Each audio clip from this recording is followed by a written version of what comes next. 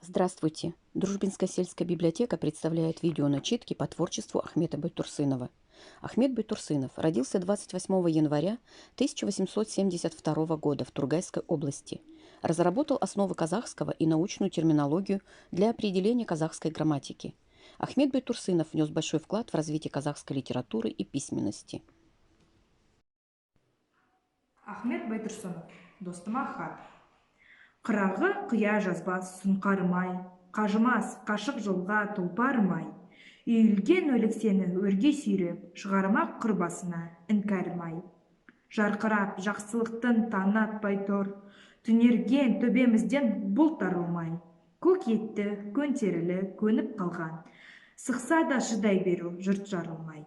Кім біліп ерінбегін сезіп жатыр, кім шыдап жолдастыққа төзіп жатыр, сасық ми, салғын жүрек, санасыздар, алаңсыз ақ малтасын езіп жатыр. Сынайтын жақсы менен жаманды өлшеп, құлдықтың қолдарына кезі жатыр. Кешегі кеншілікте керек қылған, бостандық болмаған соң безіп жатыр.